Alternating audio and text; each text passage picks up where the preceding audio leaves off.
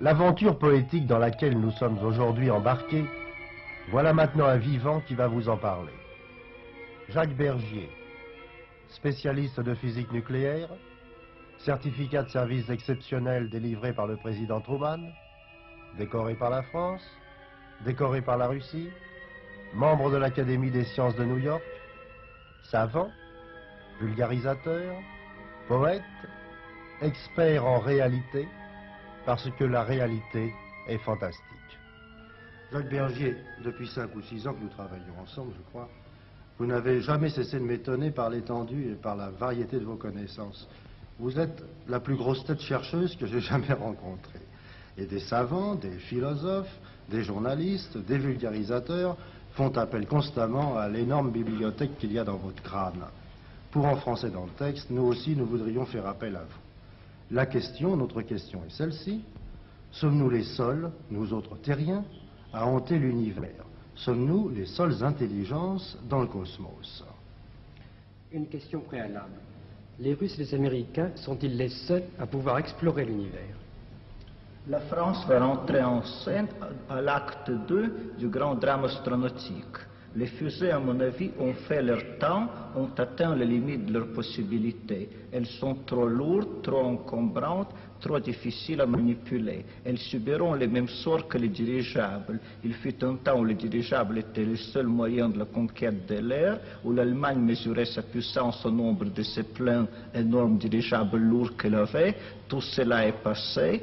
Pendant la guerre de 14-18, l'avion a chassé les dirigeables du ciel. C'est avec l'avion que Mermoz a franchi la cordillère des Andes. C'est un avion que Lindbergh a franchi l'Atlantique. Actuellement, on ne voyage plus dans les airs qu'en avion. La même chose attend la fusée. Des machines plus souples, utilisant l'électromagnétisme ou l'antigravitation, vont la remplacer. Et là, la France a un rôle extrêmement important à jouer. Pourquoi les Français ont avancé leurs recherches sur l'antigravitation? Oui, ils sont très nettement en avance sur le reste du monde. Je sais que c'est dégagé de la conférence qui a eu lieu cet été sur ces sujets à Royaumont.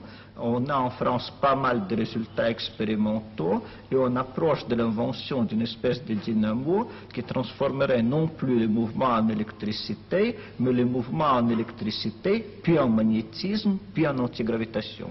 Bergier, il y a un propos que l'on entend souvent, même parmi les intellectuels, même parmi les poètes.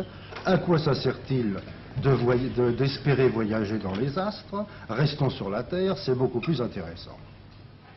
Je ne suis pas de cet avis. Je pense que le voyage dans l'espace a l'énorme intérêt de pouvoir nous apprendre avec certitude que nous ne sommes pas seuls, qu'il existe d'autres intelligences et même d'autres humains ou humanoïdes dans le vaste univers. Il est donc pas absurde d'imaginer que sur d'autres planètes, il y a d'autres vies, peut-être d'autres hommes? À condition de ne pas penser aux planètes de notre système solaire, pas sur Vénus, pas sur Mars, pas dans la Lune, encore moins dans Jupiter ou Saturne. Mais il y a d'excellentes raisons de croire qu'il existe dans notre voie lactée pas moins de 10 millions de planètes ressemblant à la Terre. Même atmosphère, même gravitation. Mais s'il y a d'autres intelligences dans le monde, pourquoi ne nous auraient-elles pas fait signe? Elles nous ont probablement fait signe, encore faut-il comprendre leurs signaux. Ce programme de télévision sera certainement reçu dans 10, 20, 30 ans par d'autres intelligences. Mais comment le déchiffrer? Comment dans ce mélange de fréquences faire sortir des sons et des images? Est-ce que scientifiquement on se pose la question de repérer des signes d'intelligence extérieure? L'université de Cornell à New York, sous la direction des professeurs Coccioni et Morrison, a un projet là-dessus. Ils comptent détecter dans les ondes qui nous viennent de l'espace des programmes de télévision, des signaux, des sons venant des planètes d'autres étoiles, venant d'autres hommes. Mais ces êtres humains ne sont-ils jamais venus jusqu'à la Terre? Eh bien, ils savent probablement que la Terre existe parce que leur télescope leur permet de repérer les perturbations qui sont causées dans le mouvement du Soleil par les planètes géantes Jupiter et Saturne. À partir de là, les mathématiques leur permettent de déduire que d'autres planètes comme la Terre existent. Très certainement, notre système a dû être traversé des centaines de fois par des fusées genre l'Unique 3 qui ont photographié notre Terre et qui ont ramené ces photos. Il y a une curieuse histoire de satellite de Mars. Oui, l'un des satellites de Mars, Phobos, a une histoire étrange. L'astronome Asav Hall qui l'a découvert avait déjà écrit à l'époque qu'il avait apparu soudainement et qu'il croyait qu'il était artificiel. Puis on avait oublié cette idée et l'année dernière, le russe Shklovsky a montré par des observations et des calculs que ce satellite est creux. Or, il n'existe pas, il ne peut pas exister, semble-t-il, de corps naturel creux. On pense donc que des êtres, martiens ou autres, ou des êtres d'ailleurs installés sur Mars, ont dans un passé lointain ramené à l'orbite de Mars un astéroïde et l'ont creusé pour y faire un immense laboratoire. Vous acceptez cette éventualité? La plupart des savants l'acceptent. Le dernier qui était contre Wilkins vient d'annoncer officiellement à la BBC qu'il était d'accord. Mais si ils ont photographié la Terre, s'ils l'ont approchée, cependant, ont-ils débarqué sur notre planète? Ont-ils vécu? Ce n'est pas exclu. Ce n'est pas exclu. Nous avons nous-mêmes mis au point des peintures anti-radar, une machine recouverte d'une peinture anti-radar, débarquant la nuit et repartant la nuit pourrait rester tout à fait inaperçu. Pourquoi n'aurait-il pas laissé de traces alors? Ils ont peut-être laissé des traces, mais ces traces, nous ne savons pas les reconnaître. Il y a les tectites, ces étranges billes de verre que l'on trouve un peu partout, notamment dans le désert du Rub-al-Khali en Arabie, qui sont d'origine extraterrestre d'après leur composition chimique, mais qui pourtant sont en verre, qui n'ont pas l'air d'être des météorites. Maintenant, ne me faites pas dire ce que je n'ai pas dit. Je ne crois absolument pas aux soucoupes volantes. Ah, vous n'y croyez pas? Absolument pas. Pour moi, ça n'existe absolument pas. Et ces martiens à pattes qui débarquent et embrassent des gardes-barrières me laissent complètement froid. Mais par contre, il y a une autre expérience purement scientifique à laquelle je crois.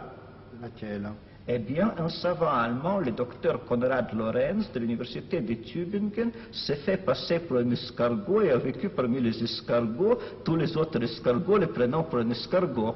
Avec des dispositifs extrêmement simples, il a appris leur langage qui consiste en des mouvements des cornes, il faisait des signes, les escargots s'approchaient de lui, tournaient autour de lui ou s'éloignaient, et tous ces escargots les prenaient pour un autre escargot. Eh bien, je me pose quelquefois la question, si une intelligence en avance sur nous, ne peut pas en faire autant sur nous. Après tout, la chirurgie esthétique, ça existe, l'hypnotisme, ça existe. Que peuvent devenir ces techniques dans 1 million d'années? Alors vous imaginez la possibilité de la présence parmi nous d'habitants d'autres planètes? Vous allez jusque-là? Je vais jusque-là, et il arrive des choses curieuses dont on peut se demander si elles ne sont pas des espèces de tests d'intelligence que nous sommes posés, de même que nous posons des tests d'intelligence aux singes et aux chats. Il y a le fameux cas de Madame A. L'année dernière à Birmingham, une brave dame s'est présentée pour répondre à l'appel de la Croix-Rouge anglaise. On lui prit une pinte de son sang, on lui donna un bol de soupe chaude de 5 shillings et elle est repartie dans la nature. On examina le sang, ce n'était pas du sang humain. Il ne correspond à aucun des groupes sanguins, il coagule toutes les variétés du sang humain, mais il ne coagule pas du sang des rats. On a fait des annonces pour que Madame A revienne, on a offert des sommes considérables, Madame A n'est jamais revenue. Madame A, c'est peut-être le nom Madame ailleurs. Oui, qui sait, c'est peut-être un test d'intelligence. Mais est-ce que vous pensez, est-ce que vous imaginez que des intelligences venues d'ailleurs et séjournant sur la Terre auraient aidé à créer des civilisations? Ce n'est pas exclu. Ce n'est pas... Parce que vous admettez le thème des civilisations disparues, de grandes civilisations techniques avant l'histoire humaine. Ce n'est pas exclu. Dans une cave, dans le Boïstan, dans l'Inde, on voit les planètes Terre et Vénus représentées dans la position qu'elles occupaient il y a 11 000 ans, c'est daté par une carte du ciel, et reliées par des flèches. Des légendes hindoues parlent des seigneurs de Xi'an qui sont venus de la planète Vénus apportant le feu, l'arc et le marteau. Si les hommes vont bientôt dans Mars et qu'ils ne trouvent pas de vie, ils pourront peut-être trouver une vie disparue, peut-être des ruines de villes. Oui, ils trouveront peut-être des villes mortes. Cela veut dire donc que la vie a existé. Sommes-nous équipés pour aller la chercher plus loin, cette vie, dans d'autres planètes? Oui, nous sommes équipés d'ores et déjà pour envoyer hors du système solaire des fusées portant des caméras qui iraient jusqu'à une autre étoile et qui reviendraient en utilisant comme énergie d'abord celle du Soleil puis celle d'une autre étoile. Des expériences de ce genre sont envisagées. C'est ce qu'on appelle l'expérience de la troisième vitesse cosmique. La première vitesse cosmique, c'est Sputnik. La deuxième, c'est l'unique. La troisième, 48,2 km la seconde, c'est hors du système solaire, vers des autres étoiles. Il y a une date pour ces premières expériences? Janvier-février 60. Janvier-février 60 pour envoyer des fusées hors du système solaire? Hors du système solaire. On a dit que l'homme ne résisterait pas au voyage dans une fusée interplanétaire pendant 10 ans de solitude dans la nuit cosmique. Oui, ça je n'y crois pas. J'ai vu au camp de concentration des hommes qui avaient résisté à 15 ans de Dachau, ce qui était nettement plus dur que n'importe quelle fusée cosmique. Oui, c'était sans espoir. Exactement. Tandis que là, il peut y avoir un grand espoir. Exactement. Dites-moi, Bergier, il y a encore une autre hypothèse, puisque vous admettez d'envisager toutes les hypothèses. On pourrait rêver aussi que la vie sur la Terre aurait été déposée par des êtres venus d'ailleurs. C'est possible également, surtout que la vie ne cesse de nous surprendre. Témoin l'extraordinaire histoire qui vient d'arriver à Los Alamos. Ils ont un réacteur, l'Omega Ouest, qui marche à l'eau, à l'uranium et à l'eau. Il y a un mois, en le regardant au périscope, ils sont aperçus que l'eau était trouble. On l'a retirée, on l'a regardée à distance sous le microscope et la télécaméra, et bien des pneumocoques qui avaient muté et avaient donné naissance à une autre race de pneumocoques qui vivent sous des intensités de radiation fantastiques, 500 000 fois la dose mortelle par l'homme. Si une telle chose est possible, n'importe quoi est possible. En tout cas, on paraît avoir démontré de la façon la plus scientifique que nous sommes nés d'un bombardement stellaire. La disparition des dinosaures, on l'a établi maintenant avec